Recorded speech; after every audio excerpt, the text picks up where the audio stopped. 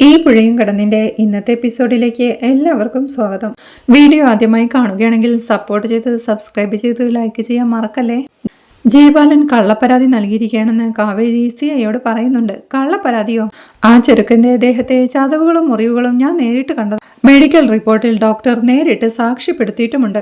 ആ ചതവും മുറിവുമൊക്കെ ജയപാലന്റെ മകൻ സ്റ്റെയറിൽ നിന്ന് വീണുണ്ടായതാണെന്ന് പറഞ്ഞ എന്ന് സാർ ചോദിക്കെ അവൻ അത് അർഹിക്കുന്നതാണെന്ന് കൂട്ടിക്കോ സാർ എന്ന് കാവേരിയും. ആ പറഞ്ഞതിന്ന് മാഡത്തിന് ഇതുമായി ബന്ധപ്പെട്ട് കുറെ കാര്യങ്ങൾ അറിയാമെന്ന് തോന്നുന്നുണ്ടല്ലോ.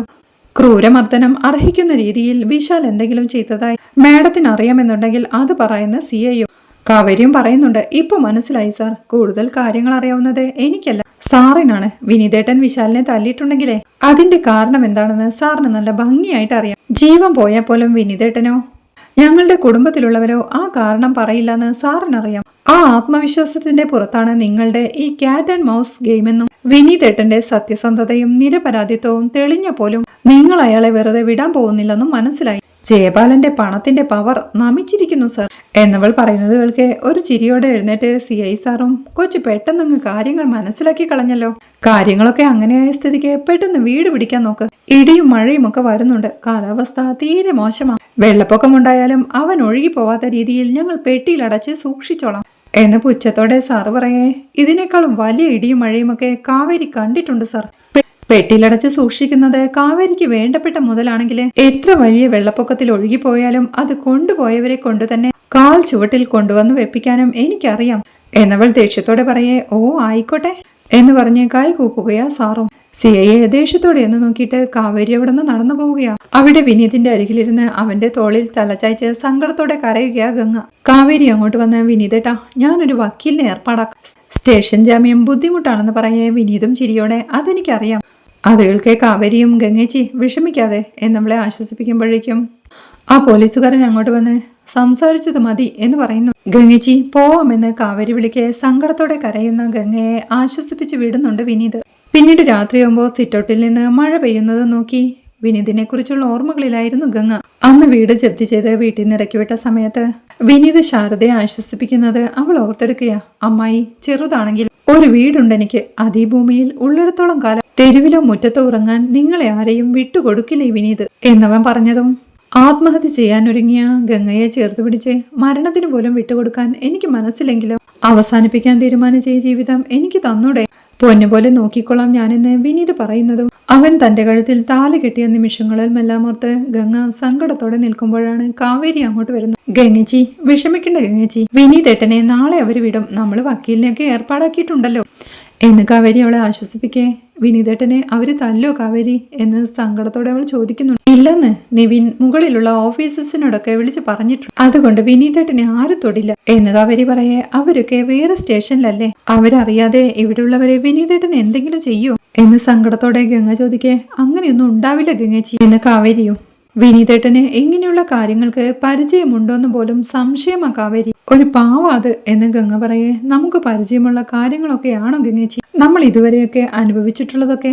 അതിനെയൊക്കെ നമ്മൾ അതിജീവിക്കുമെന്ന് കരുതിയതാണോ എന്ന് കാവേരി ചോദിക്കേ. ഗംഗയും കരച്ചിലോടെ, എന്നെ കല്യാണം കഴിച്ചത് കൊണ്ടല്ലേ കാവേരി വിനീതേട്ടന് ഇതെല്ലാം അനുഭവിക്കേണ്ടി വരുന്നത്? എന്തൊരു ശാപജന്മമാ എന്റേത് എന്ന് ഗംഗയും പറയുക. പൊട്ടത്തരം പറയാതെ ഗംഗേച്ചി, വിനീതേട്ടൻ ഗംഗേച്ചിയെ കല്യാണം കഴിച്ചില്ലെങ്കിൽ നമുക്കൊരു പ്രശ്നം വരുമ്പോ മുന്നിൽ കയറി നിന്നേനെ. നമുക്കൊരു കാര്യം ചെയ്യാം, വിശാല് യമുനയെ തട്ടിക്കൊണ്ടു പോയതാണെന്ന് പറഞ്ഞ് നമുക്ക് സ്റ്റേഷനിൽ പോയി ഒരു മൊഴി കൊടുക്കാം. കൂടുതൽ നടപടികളൊന്നുമില്ലാതെ വിനീതേട്ടനെ അവര് വിടും എന്ന് കാവേരി പറയേ. വേണ്ട കാവേരി, സ്റ്റേഷനിൽ വെച്ച് കണ്ടപ്പോ വിനീതേട്ടൻ എന്നോട് ഒറ്റ കാര്യമേ പറഞ്ഞുള്ളൂ, യമുനയുടെ കാര്യമൊന്നും പോലീസിൽ പറഞ്ഞു കളയല്ലേ എന്ന്. എന്റെ കാര്യം വിട്ടേക്ക്, എനിക്കതൊന്നും പ്രശ്നമല്ല. യമുനയെ ഒന്നിനും ഇങ്ങോട്ട് വലിച്ചഴക്കരുത്. ഇവിടുത്തെ ചോദ്യവും പറച്ചിലുമൊന്നും അവൾക്ക് താങ്ങാൻ പറ്റില്ലെന്ന് പാവം തോന്നിപ്പോയി കാവേരി എനിക്ക് എന്ന് ഗംഗ പറയേ. വാ ചേച്ചി കിടക്കാമെന്ന് പറഞ്ഞ് കാവേരി വിളിക്കുക. എനിക്ക് ഉറക്കം വരുന്നില്ല മോളെ, ഞാൻ കുറച്ചു നേരം കൂടി ഇവിടെ എങ്ങനെ ഇരുന്നോട്ടെ. യമുനയുടെ അടുത്തേക്ക് ചെല്ല്, ഒരുപാട് അനുഭവിച്ചതല്ലേ പാവം, ഇപ്പോഴും അവിടെ ഒറ്റയ്ക്കിരിക്കുക എന്ന് പറഞ്ഞ് ഗംഗ വീണ്ടും മഴയിലേക്ക് നോക്കി നിൽക്കുക. കാവേരിയും യമുനയുടെ അടുത്തേക്ക് ചെല്ലുന്നുണ്ട്. കാവേരി യമുനയുടെ അടുത്തേക്ക് ഇരുന്ന്, യമുനെ മോളെ നീ കഴിച്ചില്ലല്ലോ എന്ന് ചോദിക്കേ. എനിക്ക് വേണ്ട ചേച്ചി എന്ന് യമുനയും. മടങ്ങി വന്നിട്ട് നീയൊന്നും കഴിക്കുന്നില്ലല്ലോ മോളെ, എപ്പോ കഴിക്കാൻ വിളിച്ചാലും വേണ്ടെന്ന് പറയും. ഇതിനു മുമ്പ് നീ എപ്പോഴാ ഭക്ഷണം കഴിച്ചെന്ന് പോലും അറിയില്ല എന്ന് കാവേരി പറയേ. കഴിച്ചാ തൊണ്ടേന്ന് താഴോട്ട് ഇറങ്ങുന്നില്ല ചേച്ചി. വിനീതേട്ടനെ അവര് വിട്ടില്ലല്ലേ ചേച്ചി എന്ന് യമുന കണ്ണീരോടെ ചോദിക്കുന്നു. നാളെ രാവിലെ വിടും മോളെ, നീ അതൊന്നും ആലോചിക്കണ്ട. വന്ന് ഭക്ഷണം കഴിക്കേ വാ എന്ന് പറഞ്ഞ് കാവേരി വിളിക്കുക. യമുനയും സങ്കടത്തോടെ എനിക്ക് വേണ്ടിയിട്ടല്ലേ ചേച്ചി വിനീതേട്ടൻ, ഒരു തെറ്റും ചെയ്യാത്ത ആളല്ലേ ആ പാവം എന്ന് യമുന ചോദിക്കുന്നു. വിനീതേട്ടനും തെറ്റ് ചെയ്തിട്ടില്ല, നീയും തെറ്റ് ചെയ്തിട്ടില്ല, പിന്നെന്തിനാ മോളെ സങ്കടപ്പെടുന്നതെന്ന് കാവേരി ചോദിക്കുക. കാവേരി ചേച്ചി പറഞ്ഞത് ശരിയാ, വിനീതേട്ടനും ഞാനും തെറ്റ് ചെയ്തിട്ടില്ല, ഞങ്ങള് പക്ഷേ സങ്കടത്തിലും ദുരിതത്തിലുമാ. ഞങ്ങളെ ഓർത്ത് ഞങ്ങൾക്ക് ചുറ്റുമുള്ളവരും സങ്കടപ്പെടുകയും കരയുകയും ചെയ്യുന്നു. പക്ഷേ തെറ്റ് ചെയ്തൊരാളുണ്ടല്ലോ ചേച്ചി, അവനെന്ത് ചെയ്യാ? ഒരു കടുകുമണിയുടെ സങ്കടം പോലും ഉണ്ടാവില്ലല്ലോ അവന്. അവൻ ജീവിതം ആഘോഷിക്കുമായിരിക്കുമല്ലേ എന്ന് യമുന ചോദിക്കുന്നുണ്ട്. മോളെ, അവനുള്ള ശിക്ഷ വാങ്ങിക്കൊടുക്കാം, പക്ഷേ ആ ശിക്ഷയുടെ പേരിൽ നീ കൂടി ശിക്ഷിക്കപ്പെടരുതെന്ന് കരുതിയ നമ്മളൊരു പരാതി കൊടുക്കാത്തത് എന്ന് കാവേരിയും. എനിക്കിനി ഇതിൽ കൂടുതൽ എന്ത് ശിക്ഷയാ ചേച്ചി എന്ന് യമുനയും ചോദിക്കുക. പോലീസുകാരുടെയും വക്കീലന്മാരുടെയും ഒക്കെ ചോദ്യങ്ങള്, സമൂഹത്തിന്റെ വിചാരണ, സോഷ്യൽ മീഡിയയിലെ പോസ്റ്റ്മോർട്ടം, ഇതൊന്നും നിനക്ക് താങ്ങാൻ പറ്റില്ല മോളെ എന്ന് കാവേരി പറഞ്ഞ് അവളുടെ തോളത്ത് കൈവയ്ക്കുമ്പോഴേക്കും അവൾ വേദന കൊണ്ട് പുളയുക. മോളെ എന്തു പറ്റി, എന്താ അത് എന്ന് കാവേരി ചോദിക്കേ. തന്റെ തോളിലേക്ക് നോക്കി യമുനയും ചേച്ചിക്ക് കാണണം, അതെന്താന്ന് എന്ന് ചോദിച്ച് തന്റെ മുടി ഒതുക്കി കാണിച്ചു കൊടുക്കുന്നുണ്ട്. തോളിലെ ആ അടിയേറ്റ പാടുകണ്ട് മോളെ എന്ന് സങ്കടത്തോടെ വിളിക്കുന്നുണ്ട് കാവേരി. സ്നേഹിച്ചതിനും വിശ്വസിച്ചതിനും വിശാല തന്ന സമ്മാനമാ ചേച്ചി ഇത് ചിലപ്പോ മാഞ്ഞെന്നിരിക്കും, പക്ഷേ മനസ്സിലുണ്ടായ മുറിവ് ഒരിക്കലും മാറില്ല ചേച്ചി എന്ന് പറഞ്ഞവൾക്ക് അറിയാൻ തുടങ്ങി. മോളെ, ഈ മുറിവിന്റെ കാര്യമൊക്കെ നേരത്തെ എന്താ പറയാഞ്ഞത്? വേദനിക്കുന്നില്ലേ നിനക്കെന്ന് കാവേരിയും ചോദിക്കുക. പറഞ്ഞില്ലേ ചേച്ചി, വേദന കൂടുതൽ മനസ്സിനാ. അവൻ എന്നെ തല്ലിയതിനും ദേഹോപദ്രവം ഏൽപ്പിച്ചതിലും എനിക്ക് സങ്കടമുണ്ട്, പക്ഷെ എന്റെ മനസ്സിനെ ആത്മാഭിമാനത്തെയൊക്കെ തകർത്തു കളഞ്ഞതിന്റെ സങ്കടത്തോടും വരില്ല ചേച്ചി. ഇത്രയെല്ലാം ചെയ്തിട്ടും അവൻ സുഖമായിട്ട് പുറത്തൂടി നടക്കയില്ലേ? ശിക്ഷ അനുഭവിക്കുന്നത് ഞാനും വിനീതേട്ടനും, അത് ശരിയാണോ ചേച്ചി എന്ന് സങ്കടത്തോടെ കരഞ്ഞുകൊണ്ട് യമുന ചോദിക്കുക. പിന്നീട് രാവിലെ ആവുമ്പോ വിശാൽ തന്റെ റൂമിലെ ബെഡിൽ മൊബൈൽ നോക്കി കിടപ്പാ. അപ്പോഴാണ് അവന് റോങ് നമ്പറിൽ നിന്ന് ഒരു കോൾ വരുന്നത്. ഇതിനി ആരാ എന്ന് പറഞ്ഞ് അവൻ ആ കോൾ അറ്റൻഡ് ചെയ്യുക. ബ്രോ, ഞാൻ നിന്നോട് പറഞ്ഞില്ലേ ഇവിടുന്ന് ചാടാൻ പറ്റില്ലടാ, ഞാനേ CCTV സർവൈലൻസിലാ, അത് ഒന്നല്ല 2 എണ്ണം. സുകന്യ നീതയും നാദ്രയൊക്കെ ഉണ്ടായിക്കോട്ടെ, നൈറ്റ് പാർട്ടിക്ക് എന്ന് പറഞ്ഞ് ഇവിടുന്ന് ചാടുന്ന കാര്യം ചിന്തിക്കാനേ പറ്റില്ല. അവളുമാരൊക്കെ അവിടെ തന്നെ കാണുമല്ലോ. ഈ സുഖചികിത്സയും ദേഹരക്ഷയുമൊക്കെ കഴിഞ്ഞ് ഫുൾ സിംഗിൽ അങ്ങോട്ട് വരുമെന്ന് പറഞ്ഞേക്ക്. എന്ത്, ആഞ്ചലീനയോ? സത്യമാണോ ബ്രോ നീ പറയുന്നേ? അവൾ വരുമെന്ന് ഉറപ്പാണോ? കൂട്ടുകാർക്കൊപ്പം ലഹരി നുണയുന്നൊരു രാത്രി, അതിനൊപ്പം കേക്കിന് ഐസിംഗ് പോലെ ആഞ്ചലീനയും ഉണ്ട്. ഹോ, വല്ലാത്തൊരു പ്രലോഭനമാണല്ലോ ബ്രോ. ഞാനേ പലവട്ടം മുട്ടിയിട്ടും തുറക്കാത്ത വാതില, ഒന്ന് നോക്കട്ടെ ചാടാൻ പറ്റുമെന്ന് എന്ന് പറയുമ്പോഴേക്കും റൂമിന്റെ ഡോറിൽ ആരോ തട്ടുന്ന ശബ്ദം കേൾക്കുക. ഞാൻ പറഞ്ഞില്ലേ എന്റെ CCTV എത്തി. അളിയ നീ വെച്ചോ, I will try my level best എന്ന് പറഞ്ഞവൻ കോൾ വെക്കുമ്പോഴേക്കും ഡോറിൽ മുട്ടിക്കൊണ്ട് മോനെ വിശാലെ എന്ന് ജയബാലൻ വിളിക്കുന്നുണ്ട്. യെസ് കമിൻ എന്ന് വിശാലും. ഒരു പൗളും കയ്യിൽ പിടിച്ച വിശാലവും പുറകെ പ്രവീണയും അങ്ങോട്ട് വരിക. എന്തുവാടാ മോനെ അമ്മ പറഞ്ഞിട്ട് അനുസരിക്കാത്തെ എന്ന് ജയബാലൻ ചോദിക്കുക. ഈ സുഖചികിത്സ എനിക്ക് ഇഷ്ടമല്ലച്ചാ എന്ന് വിശാലും. അങ്ങനെ പറയാതെടാ മോനെ, മട്ടൻ സൂപ്പ് മുടക്കരുതെന്ന് വർഗീസ് വൈദ്യൻ പ്രത്യേകം പറഞ്ഞിട്ടുണ്ട്. അടിയും തൊഴിയും ഒക്കെ കുറെ കൊണ്ടതല്ലേ, അതിന്റെ ചതവും നീരുമൊന്നും ഉള്ളിൽ കിടക്കണ്ട എന്ന് പ്രവീണ പറയാ. അച്ഛാ, എനിക്ക് മട്ടൻ മടുത്തച്ഛാ, മട്ടൻ കറിയും മട്ടൻ സൂപ്പും എനിക്കിതിന്റെ ഒന്നും ടേസ്റ്റ് പിടിക്കുന്നില്ലച്ചാ എന്നവൻ വെറുപ്പോടെ പറയുന്നത് കേൾക്കേ. എന്ത് ചെയ്യുമെന്ന് ജയബാലൻ പ്രവീണയോട് ആംഗ്യം കാണിച്ച് ചോദിക്കുന്നുണ്ട്. എങ്ങനെയെങ്കിലും ഒന്ന് കുടിപ്പിക്കുന്ന പ്രവീണ. ജയബാലൻ അവന്റെ അരികിലേക്ക് ഇരുന്ന് എടാ മോനെ എന്ന് വിളിച്ചെന്തോ പറയാൻ തുടങ്ങുന്നേരം മട്ടന്റെ കാര്യത്തിനാണെങ്കിൽ നോ കോംപ്രമൈസ് അച്ഛാ, അച്ഛൻ പോവാൻ നോക്കിയെന്ന് വിശാലും. ജയബാലനും വിശാലിന്റെ അരികിലേക്ക് ചേർന്നിരുന്ന രഹസ്യമായി എടാ മോനെ നിനക്ക് എന്താ വേണ്ടതെന്ന് പറ, ഈ അച്ഛൻ സാധിച്ചു തരും, തൽക്കാലം നീ ഈ സൂപ്പ് ഒന്ന് കുടിക്കുക. എടാ മോനെ, ഇതിപ്പോ എന്റെ പ്രസ്റ്റീജിന്റെ ഒരു പ്രശ്നമാ, ഈ സൂപ്പ് നിന്നെ കൊണ്ട് കുടിപ്പിക്കാമെന്നേ നിന്റെ അമ്മയുടെ അടുത്ത് ബെറ്റ് വെച്ചിട്ട് വന്നതാ. എടാ മട്ടൻ കറിയുടെ കാര്യത്തിലാണെങ്കിലേ ഡൈനിങ് ടേബിളിൽ വരുമ്പോഴേ നിന്റെ അമ്മയുടെ കണ്ണി വെട്ടിച്ച് നീ അച്ഛന്റെ പ്ലേറ്റിൽ തട്ടിക്കോ, അച്ഛൻ കഴിച്ചോളാം, നമുക്കൊരു അഡ്ജസ്റ്റ്മെന്റിൽ അങ്ങ് പോവാടാ, എന്റെ മക്കളല്ലേടാ, ഇത് കുടിയടാ കുടിക്കടാ എന്ന് പറഞ്ഞ് ജയബാലൻ സൂപ്പ് എടുക്കാൻ തുടങ്ങുമ്പോഴേക്കും പ്രവീണയും അങ്ങോട്ട് വന്ന് എന്താ ഇവിടെ ഒരു ഗൂഢാലോചന എന്ന് ചോദിക്കേ. അതെ, ഈ സൂപ്പ് മോനെ കൊണ്ട് കുടിപ്പിക്കാമെന്ന് മാത്രമേ നമ്മൾ തമ്മിൽ പന്തയമുള്ളൂ, അതിനുവേണ്ടി ഞാൻ പല തന്ത്രങ്ങളും പ്രയോഗിച്ചെന്നിരിക്കും. എടാ മക്കളെ നീ പറയടാന്ന് ജയബാലൻ വിശ്വനോട് ചോദിക്കേ. അച്ഛാ, അങ്ങനെയാണെങ്കിൽ എന്റെ ഭാഗത്തുനിന്നും ഒരു കണ്ടീഷൻ ഉണ്ട്, ഇന്ന് രാത്രി എനിക്കൊന്ന് പുറത്തു പോകണം എന്ന് വിശാൽ പറയുന്നത് കേൾക്കെ. എന്തിന് എന്ന് ജയബാലനും. ചുമ്മാ ഒന്ന് ചില്ലാവാന്ന് വെച്ചിട്ടാ, ഒരു 3-4 ഫ്രണ്ട്സുമായിട്ട് ആണുങ്ങളാട്ടോ, ഒരു നൈറ്റ് ഡ്രൈവിന് പോയാലോ എന്നൊരു ആലോചന, ഇവിടെ ഇരുന്ന് ബോർ അടിക്കുന്ന അച്ഛാ എന്ന് വിശാൽ പറയേ.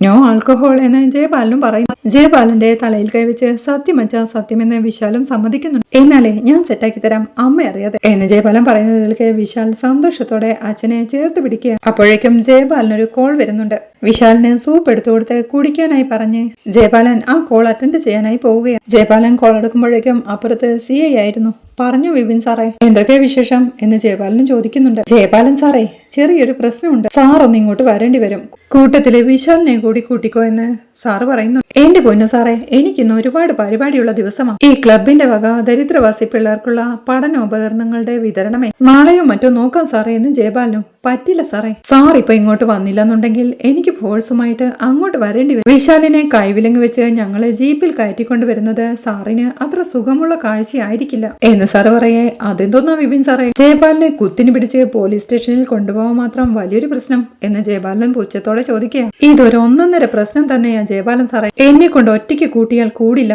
എന്ന് തന്റെ മുന്നിലിരിക്കുന്ന കാവേരിയെ നോക്കിക്കൊണ്ട് CI പറയുക. ജയപാലനും കോൾ വെക്കുന്നുണ്ട്. പിന്നീട് ജയപാലൻ വിശാലിനെയും കൊണ്ട് സ്റ്റേഷനിലെത്തുകയാ. കാർ നിർത്തി ഇറങ്ങാൻ തുടങ്ങുന്നേരം അച്ഛാ വണ്ടി പാർക്കിങ്ങിലേക്ക് മാറ്റിയിടണ്ടേ എന്ന് വിശാൽ ചോദിക്കുന്നുണ്ട്. പോവാൻ പറയടാ, പരാതിയുള്ള പോലീസുകാർ ആരെങ്കിലും ഉണ്ടെങ്കിൽ കീ അങ്ങോട്ട് കൊടുത്തിട്ട് മാറ്റിയിടാൻ പറഞ്ഞാൽ മതി. ഇവിടെ ആരുടെ അടിയന്തരമാണെങ്കിലും ശരി പെട്ടെന്ന് തീർത്തിട്ട് എനിക്കങ്ങ് പോണം. ഇവിടെ അട്ടിപ്പേർ കിടക്കാനൊന്നും അല്ല വന്നത്. ഇറങ്ങെന്ന് പറഞ്ഞ് ജയപാലൻ വിശാലിനെ വിളിച്ച് കാറിൽ നിന്ന് ഇറങ്ങുകയാണ്. വിശാലും ജയപാലനോടായി ചോദിക്കുന്നുണ്ട്, അച്ഛാ എന്തിനാ അയാളെ വിളിച്ചിട്ട് വരാൻ പറഞ്ഞു? എടാ കൃത്യമായിട്ടൊന്നും പറഞ്ഞില്ല, നിന്റെ ഏതോ കേസാന്ന് പറഞ്ഞിട്ടെ പെട്ടെന്ന് അങ്ങ് വെക്കുമായിരുന്നു. അല്ല ഇനി നീ ആ ട്രാഫിക് പോലീസുകാരനെ തല്ലിയ കേസാണോന്നും അറിയില്ല. കാശ് പിടുങ്ങാനുള്ള ഇവന്മാരുടെ ഓരോ വഴികളെ എന്ന് ജയപാലൻ പറയേ. അച്ഛാ പെട്ടെന്ന് പോവാലോ അല്ലേ, എന്റെ നൈറ്റ് ഡ്രൈവേ എന്ന് വിശാൽ ഓർമ്മിപ്പിക്കുന്നുണ്ട്. ഞാനല്ലേടാ പറയുന്നേ, നീ ഒന്ന് സമാധാനപ്പെട്, വാ ഇങ്ങോട്ടെന്ന് പറഞ്ഞു വിശാലിനെ വിളിച്ച് വരാന്തയിലേക്ക് കയറി. അവിടെ ഇരിക്കുന്ന പോലീസിനോടായി, ഡോ ഇയാളുടെ CI ഉണ്ടോ അകത്ത് എന്ന് ചോദിക്കേ. ഉണ്ടെന്ന് അയാളും. ഉണ്ടെങ്കിൽ അയാൾക്ക് കൊള്ളാമെന്ന് പറഞ്ഞ് ജയപാലൻ അകത്തേക്ക് പോവുകയും അവിടെ സ്റ്റേഷനകത്തിരുന്ന് ഒരു പ്രതിയുമായി കമ്പനി അടിക്കുക വിനീത്. ഇയാൾ ജയിലിൽ കിടന്നിട്ടുണ്ടോ എന്ന് വിനീത് ചോദിക്കേ. പിന്നെ എത്ര തവണ എന്ന് അയാൾ. എങ്ങനെയാ ഇവിടുത്തെ കാലാവസ്ഥ, കൊതുകൊക്കെ ഉണ്ടോ എന്ന് വിനീത് ചോദിക്കേ. ഇഷ്ടം പോലെ എന്ന് അയാളും. അവിടെ ഈ ഫാനൊക്കെ ഉള്ളപ്പോ എങ്ങനെയാ കൊതുക് കുത്തുന്നത് എന്ന് വിനീത് ചോദിക്കുന്നു. ലോക്കപ്പിൽ ഫാൻ ഒന്നുമില്ലെന്ന് അയാൾ പറയേ. ഫാനൊന്നുമില്ലാതെ പിന്നെ എങ്ങനെയാ ലോക്കപ്പിൽ കെട്ടി തൂങ്ങുന്നത്? ഒന്നും കാണാമല്ലോ വാർത്ത എന്ന് വിനീത്. അതൊക്കെ നമ്മുടെ ഒരു കഴിവ് പോലെ ഇരിക്കും എന്നയാൾ പറയുമ്പോഴാണ് ജയപാലൻ വിശാലിനെയും കൂട്ടി CIയുടെ റൂമിലേക്ക് പോവാനായി അതുവഴി വരുന്നു. വിനീതിനെ നോക്കി ഡാ എന്ന് ജയപാലൻ വിളിക്കേ. ചിരിയോടെ ജയപാലൻ സാറോ എന്ന് വിനീതും വിളിക്കുന്നുണ്ട്. എന്തു പറയുന്നടാ, സുഖാണോ എന്ന് ജയപാലൻ ചോദിക്കേ. ഓ സുഖത്തിനൊന്നും കുറവില്ല സാറേ, പക്ഷേ സമയം പോവാനാണ് പാട് എന്ന് പറഞ്ഞ് കൂടെ ഇരിക്കുന്ന ആളോടായി, ഇതാരെന്ന് മനസ്സിലായി, ഇതാണ് ജയപാലൻ സാറ്. ഈ സാറിന്റെ കൂടെ നിൽക്കുന്ന മോൻ സാറിനെയാണ് ഞാൻ ഇടിച്ച് ഇഞ്ചപ്പരവുമാക്കിയത് എന്ന് വിനീത് ചിരിയോടെ പറയുന്നുണ്ട്.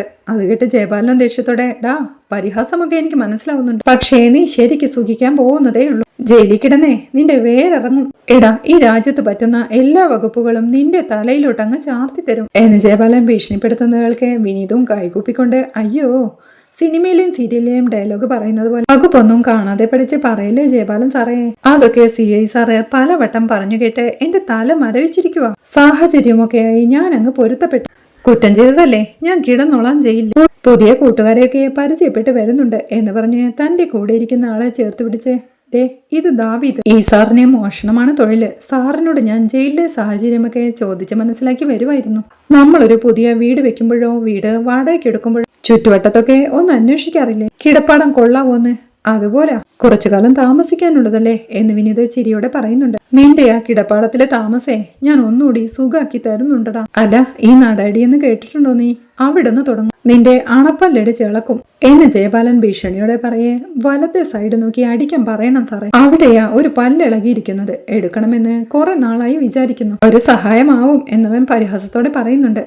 അത് കേൾക്കെ വിശാലും ദേഷ്യത്തോടെ, കളഞ്ഞിട്ട് വാ അച്ഛ എന്ന് പറയുന്നുണ്ട്. അവനെ നോക്കി ഒന്ന് ഇരുത്തി ചിരിച്ചുകൊണ്ട് ജയപാലനും പുറകെ വിശാലും CIയുടെ റൂമിലേക്ക് പോവുകയാണ്.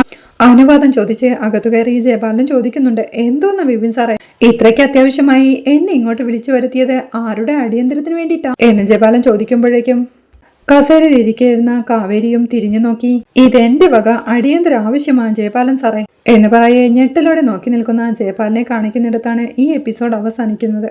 വിനീതിനെ കാവേരി സ്റ്റേഷനിൽ നിറക്കി കൊണ്ടുപോകുന്നതും ജയപാലന്റെ മകൾ രാഗിണി ബാംഗ്ലൂരിൽ നിന്നെത്തുന്നതും നിവിനുമായി അവളുടെ കല്യാണം ആലോചിക്കുന്നതും കാവേരിയും രാഗിണിയും പരസ്പരം കോമ്പ് കോർക്കുന്നതുമെല്ലാമാണ് അടുത്ത ആഴ്ചയിലെ വിശേഷങ്ങൾ. വീഡിയോ ഇഷ്ടമായാൽ സപ്പോർട്ട് ചെയ്ത് സബ്സ്ക്രൈബ് ചെയ്ത് ലൈക്ക് ചെയ്യാൻ മറക്കല്ലേ.